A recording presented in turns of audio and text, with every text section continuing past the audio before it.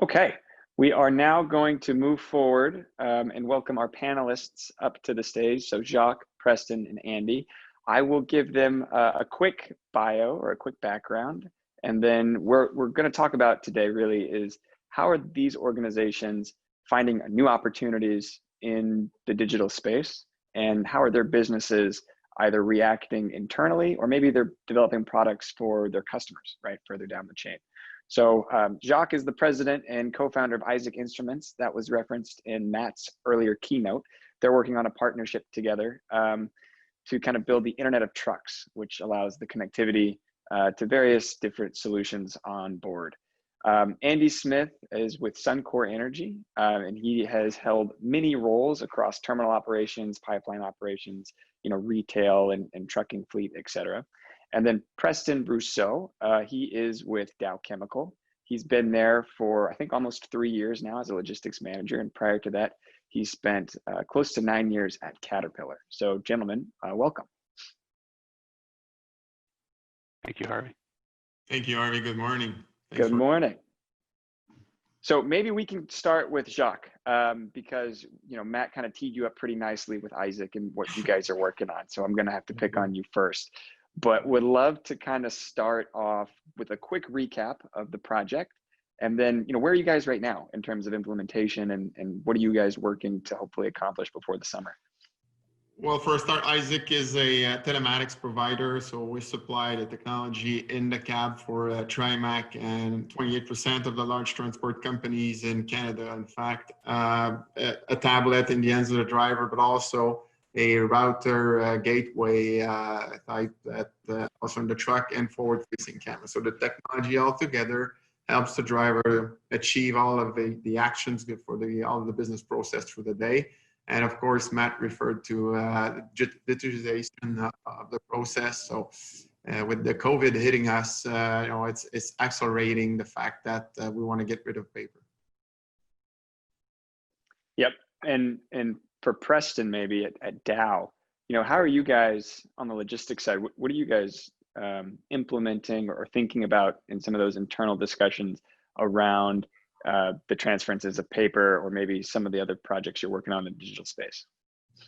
Yeah, sure. So thanks, Harvey. In this situation, right? I mean, certain technologies have really come to light, right? One of those is real-time tracking, real-time visibility, and so connecting in with the ELDs in the trucks, or the AIS data with the ships, with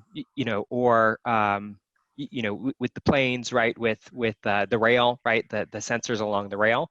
But another is with documentation, and so we've seen that come to light. I think we've had more success, frankly, with the actual GPS tracking of shipments than the paperwork. There's pull. We see a lot of pull in North America and in Europe as well with, looking at how we digitalize our documentation. There's more pull in this space than I've ever seen in my career, frankly, for electronic proofs of delivery. It's been talked about for a very long time, but the angle is a bit different from a safety standpoint than necessarily from a cost benefit of going paperless. So, at Dow, right, we've taken some steps to drive digitalization in certain areas, but in others, we're making some progress. I'd say slow but steady. It's kind of where the industry is at today. That's limiting at us. And Andy, you lead the Suncor Canadian Bulk Trucking Group. So really curious to kind of hear about, what is Suncor's reaction been to the current state of the world? Yeah, it's been tough, Harvey. Thank you. So, I think our challenge in this logistics space really started even before COVID, and our digitization efforts started before that. But this is certainly creating a new sense of urgency to develop that technology. And I think, in Matt's keynote, I heard him coin it well. He said transformation's a team sport. And so, we've started with, in a construct format, I'll call it, we need to have good partners to work with, and we need to understand what our needs are, the needs of our partners and the needs of Suncor as well. And that awareness will help us to create solutions. And, we're starting from a position of compromise. We have not taken an industry approach to this so far. And so, a lot of our partners and carriers have gone off and done their own thing with their digitization and their ELDs, et cetera. And that's the right thing to do. But now it's very difficult for us as an industry to really tap into all of these sources and resources. And so, it is about managing big data. I would like access to the data that a lot of our carriers have independently. It's just how do we go about extracting that, right? And it's looking at the end-to-end process of our supply chain. It's from the order, from the handoff to the carrier. It's the in-transit information, visibility, and it's right through to the reconciliation of the load, and then even triggering payment. So those are the challenges and the things that we're after. And Andy, just as a quick follow-up to that, is this something that is happening from the top down? So from leadership positions down, or, do you even find that a lot of these changes or maybe new practices are starting from a grassroots perspective, and they're having to adapt on the fly, and so they're developing these best practices as they go, and then it kind of matriculates up?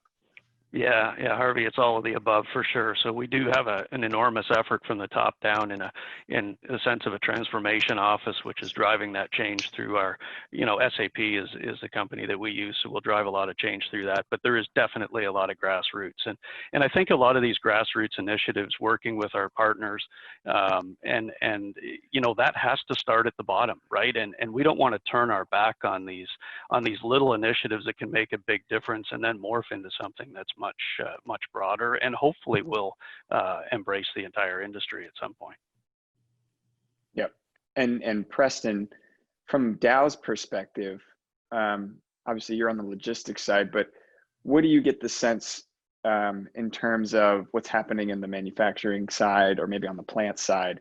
Are you seeing different approaches being rolled out throughout the organization in order to address the new safety initiatives?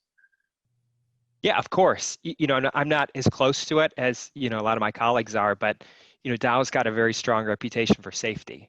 And, we are laser focused on maintaining safety of, our employees, our contractors, everyone, right? Safety is our number one priority as a company, beyond anything. And so at every one of our sites around the world, we have, several different plans, several different initiatives that we're working on to help address those things. To maintain the health and safety of all of our workers, not only at the plants, but in the offices as well.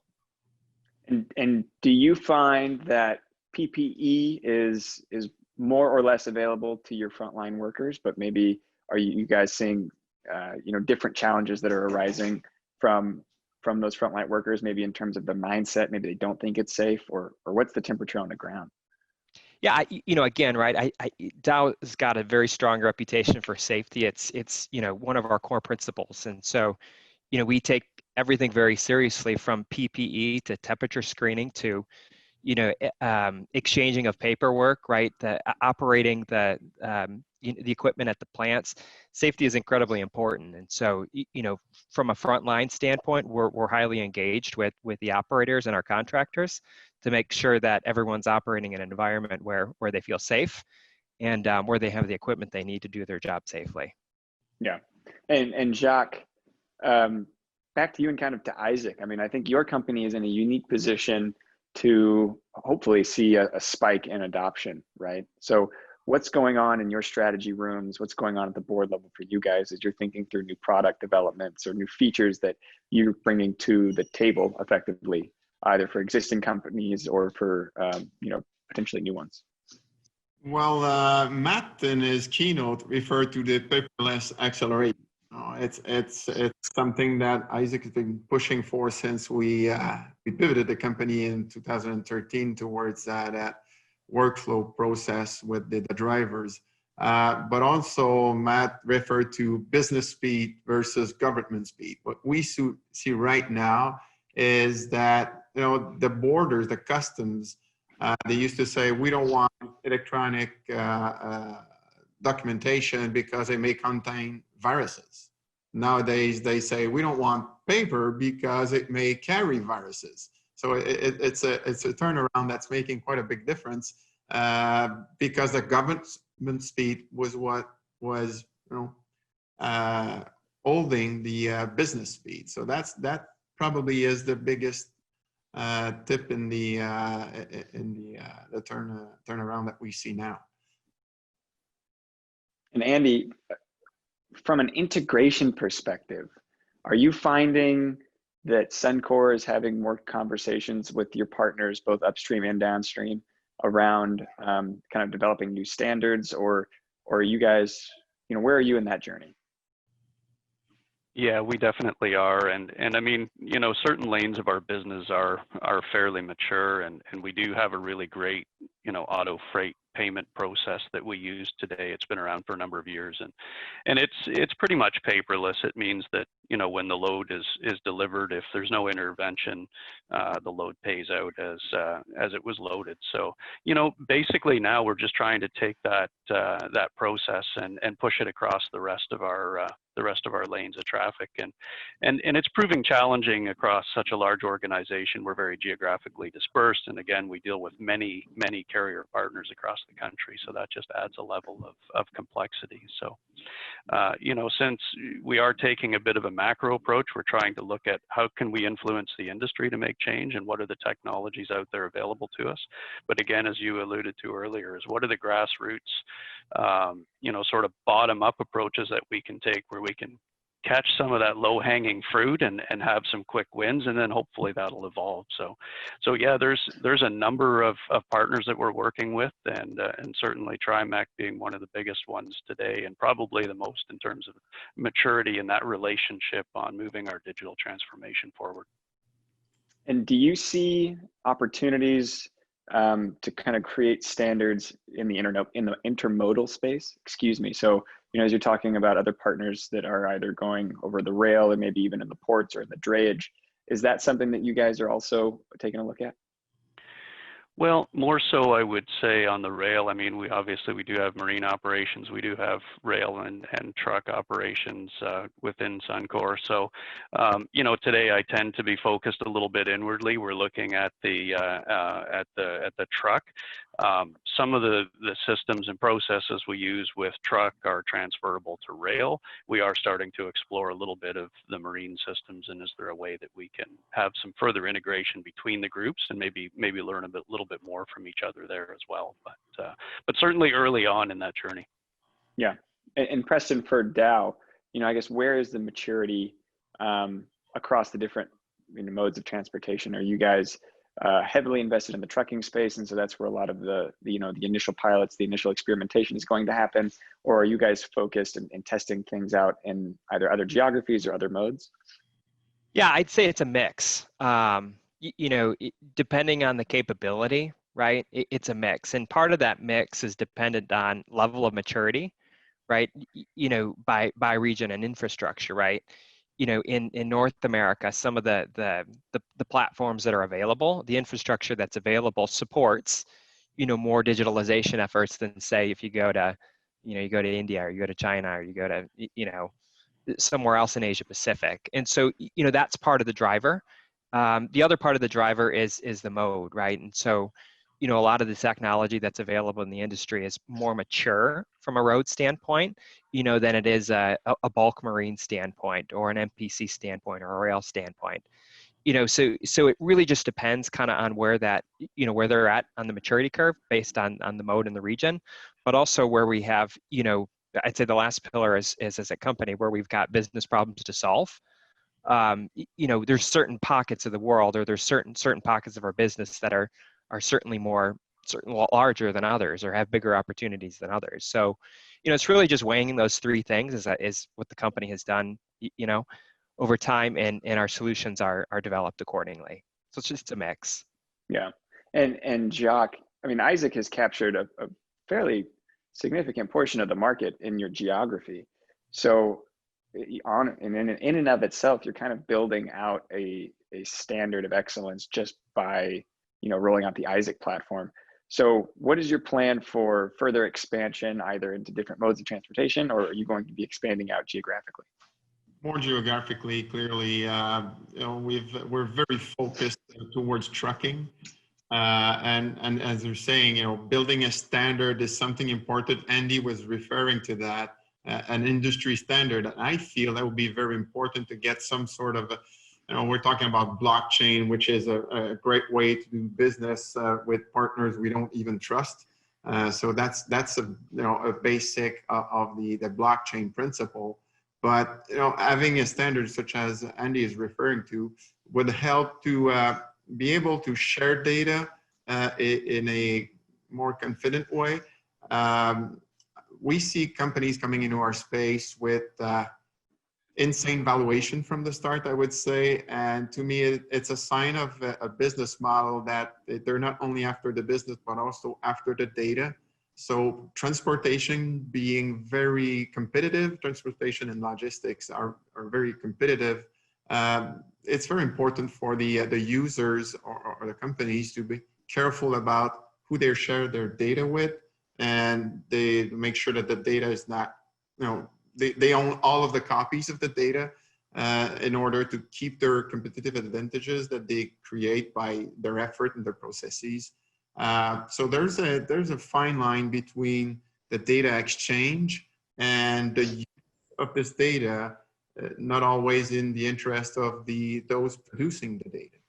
So there's a big there's something here I feel we are not careful about enough, that we should read the T's and C's more than we are and have been in our personal lives.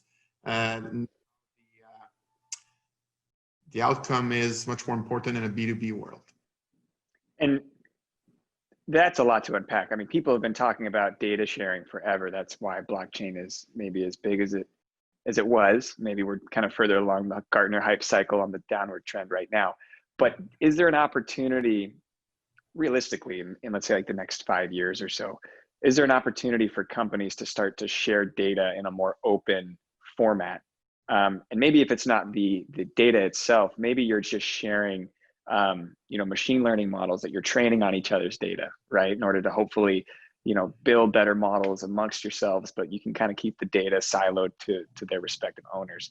Is there a future there? And are you guys working on something in that realm? Remember, this is a capitalist world, so we all want to gain market share. It's important to share the data. It's important to come to some agreement on how to use it. But I think some of the issues are more legal than or political than technological. Some of this, just like the autonomous driving, I mean, the legal aspect is something that we need to look into just as much as the technological aspect. Yeah, fair enough. And so, Andy, I want to go to you just for a quick second. What are some of the priorities that you guys are looking at in 2020? As you guys are having your strategy and your leadership meetings, what are some of the things that you can share with us that your organization has made a decision on already for how the rest of the year will fold? Sure. So, I think my team's done a really great job at moving to a more paperless BOL solution, and it's certainly not a high-tech solution. It's just something that, we've been able to initiate relatively easily across a number of lanes that we have within Suncor. So I think the gang's done a good job there. We have proven that we can function without BOLs and on certain lanes, and that's an important step. And I think we need to continue pursuing those types of initiatives. They're easy fixes. They may not be the long term. They could be the more short to medium term strategy that sort of gets us thinking about, okay, how do we further develop these processes that we've got and take advantage of the technology that's available to us as hopefully as an industry. And I'm hearing Jacques say about the technology and the ownership, and I couldn't agree more with his comment. I think if we do this right, I think there's really an opportunity for us to be able to say some of that data could be a little bit more public. And I think of BOLs as an example, and emergency responders and things like that. You know, maybe there's a cloud, a portal where that information could automatically flow into, and then emergency responders anywhere would have access to that data. But then there's the proprietary data, of course, and you know, to protect the competitive nature of our businesses. So I think there's multi-layers there that we really need to explore, but we're only going to do that as an industry. We're not going to do that as individual companies. Yeah. I hope that answered your question, Harvey. It did. Thank you. Thank you. And then Preston, what are some examples, if you can share them, inside of Dow that started to bend maybe a little bit, or created some yellow or red flags as a result of COVID-19 and maybe even the tariff war? You know, what were some things that were maybe legacy structures, infrastructure, et cetera, inside of Dow that really won't adapt too well to the current state of affairs? And what are some of the things that you guys are doing to rectify that? Well, like anything, right? Business is a treadmill, right? And you got to keep moving along, or else you're going to fall off. And you got to adapt, right? And so any processes that you have or solutions that you have that are legacy, I mean, if you don't keep up, right, you're cooked, you're toast. You know, there's some statistics out there around, you know, the length of time companies are staying on the S&P 500, and it's just getting shorter and shorter and shorter. So, you know, I probably can't go into specifics, right, for Dow, but, you know, the same lessons learned, right, at any company, you know, Dow is certainly faced with those things as well, you know, just from a chemical industry standpoint. And so, you know, in the logistics space, right, we're trying to digitalize, we're trying to modernize for all the reasons everyone else is, right? And if we don't, you know, there's certain risks that, you know, you get left behind, right? Just like any industry. Yeah, understood. Well, gentlemen, I want to thank you very much for dialing in and joining our panel. I thought we had a great conversation. Hopefully we can invite you back sometime. Thank you. Sounds great. Thank you, Harvey. Preston, I'm keeping the analogy with the treadmill. I'm keeping your one about viruses. And then really quickly, maybe Jacques, we can start with you. How can people get engaged with you? How can people find you or contact you? Isaac.ca, website's the best. isaac.ca. And Andy? Yeah, I would say, you know, email's probably the easiest. So it's andysmith@suncor.com. Perfect. And then Preston, what's the best way to reach you? Owl Pigeon. Oh, my email's fine. Smoke signals. Yeah. Perfect. Well, thank you very much, gentlemen. Take care. Thank you. Thanks.